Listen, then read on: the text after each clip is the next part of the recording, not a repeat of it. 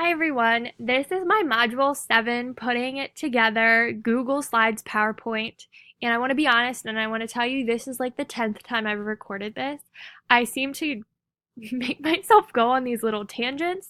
So just bear with me because I feel like this course has sparked like so much um, excitement in me, I guess I would call it. And so many ideas are flowing in my head. So even though I have this Google Slides PowerPoint, I seem to like just go off on a tangent. So bear with me, and hopefully I'm getting everything I'm supposed to across. But I feel very sparked and excited about everything. So to get started, my online teaching philosophy is first. And I had to laugh as I was like typing these out. I was like, wow, like this is the same philosophy I kind of have for my face-to-face teaching as well. And I I like to reflect on my teaching, and I like to I'm very like plan oriented. So at the beginning of each year, I kind of write goals for myself, and the goals are these are the goals, I feel like. So I want everything to be very student centered. I want to build relationships with my students. I want to promote a safe environment. I want to encourage honesty and engagement. And I want to use different tools. Um, my job's kind of interesting. This year I feel more like the bad cop than my past 2 years.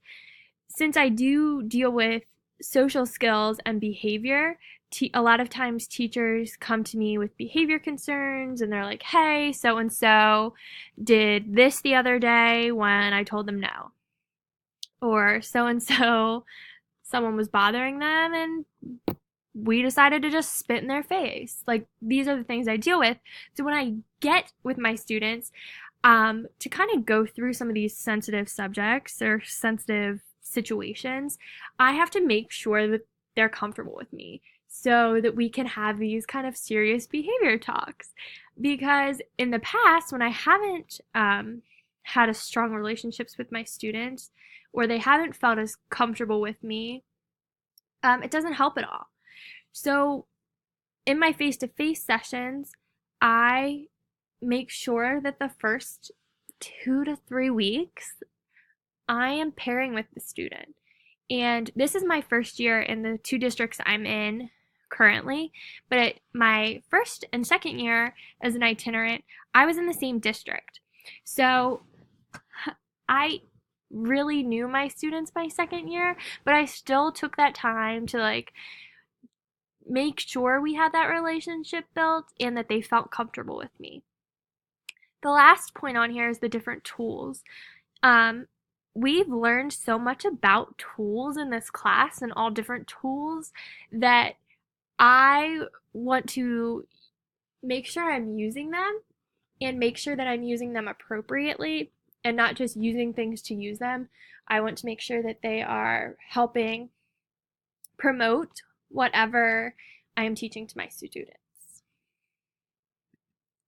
My future unit and tools is something I'm so excited about, and I've started to get things ready. You can see I'm using Edmodo, and I'm using it with a group of 4 students in my Northern Lebanon schools, grades 5 to 8. And my 4 students, the thing that they have in common is an expected unexpected behavior goal. So we're going to focus a lot on that. And I'm going to be starting in April. I'm super excited. I've been working on like my first few assignments for them. And the first one I decided to do was kind of what we did in this class and what I've done in other online classes is you kind of make a PowerPoint or presentation about yourself and then you use like something like this and record it. And then we can watch each other's and we comment on them. I'm trying, like I said, I'm trialing it with 4 students. So I picked those 4 students because they all have their interests are all the same. And I find with my students in particular, with being on the spectrum, they all kind of do have, I don't want to lump them together by any means, but they do have a lot of the same interests. So I think it's going to work really well. And There, I don't feel as though that age range is very drastic, because I feel my eighth grader, he maturity level wise, he is equivalent to my fifth graders. So, and I'm excited. In Northern Lebanon, my kiddos, fifth grade is in the elementary school and sixth grade starts in the middle school. So I'm going to combine two of my fifth graders. They, hey, maybe they'll have classes next year together at the middle school. And I know they're both a little nervous. So, another familiar face for them. And even my eighth grader will obviously go to the high school, but my sixth grader will also still be at the middle school. So they see each other walking in the hallway, they can kind of wave, and maybe even next year when I'm doing my scheduling, I can have a group with all three of them. We'll see. But anyways, I'm super excited to get started, and I actually um, got observed a few weeks ago, and I had my post observation meeting with my supervisor, and she had a challenge for me to take. My lesson went very well. This is not any reflection on my lesson or my observation, but she told me to take risks. I like my sessions to go a certain way, so I feel like I plan so I know the outcome of them. And she told me to take risks, and I told her about this, and I feel like this is taking a big, risk for me. I'm still going to be in control, but like I said, I want it to be student centered.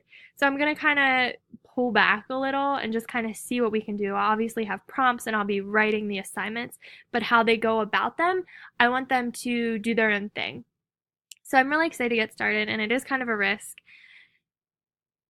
But I'm hoping it goes well, because if it goes well, I'm going to trial it with more students next year. And from what I understand, they talked about possibly doing some more online things with itinerants anyway.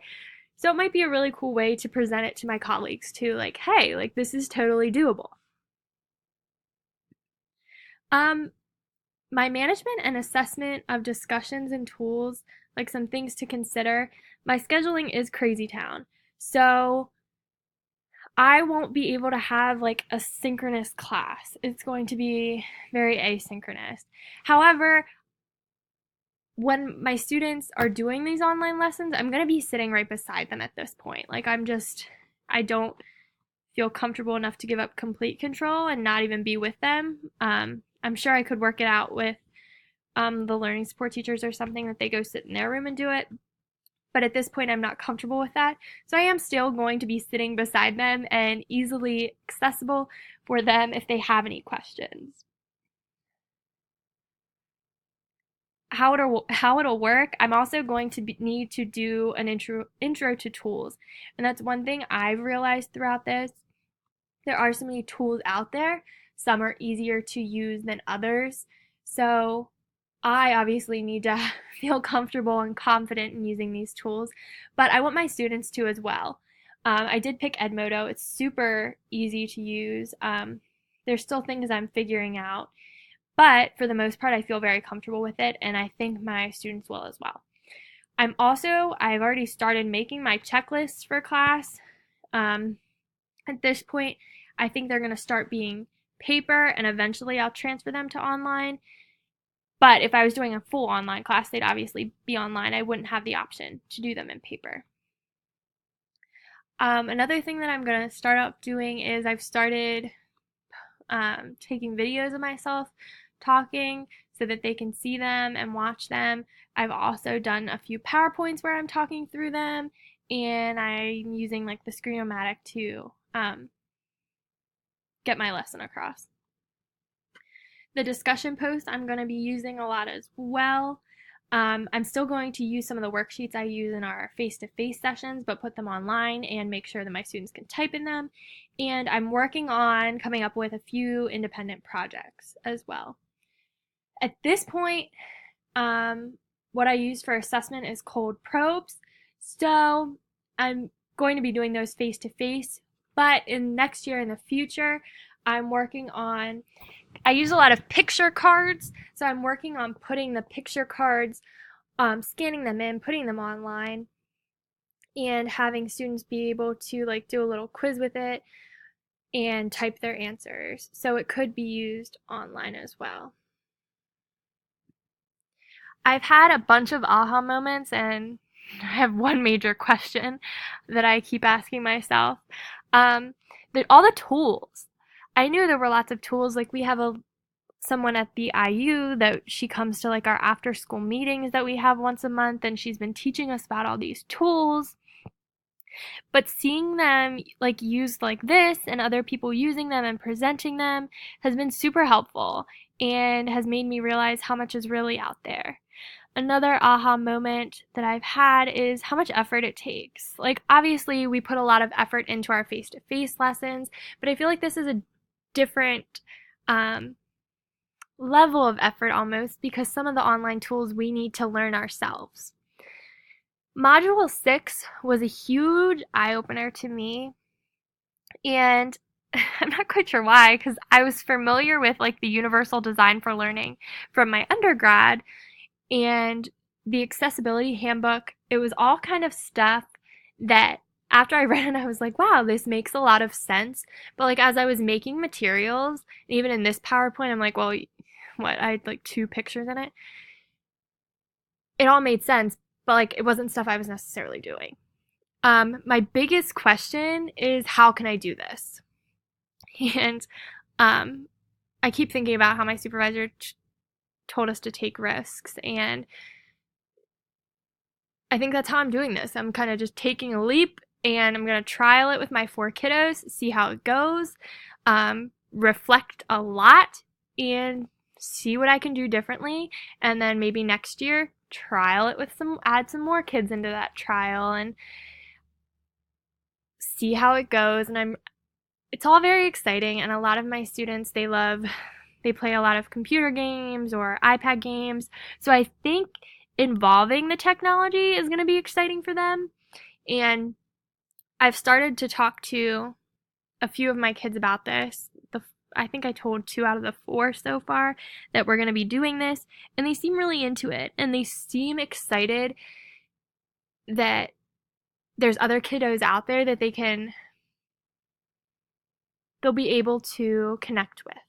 I think my 5th graders are at the point where they feel like they're starting to realize they are different and they don't have people to connect with. So I'm excited to like start building this environment and community for them.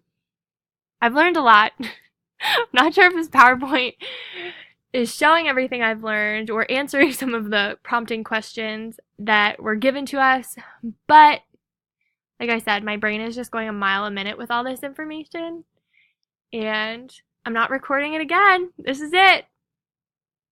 Thanks for listening.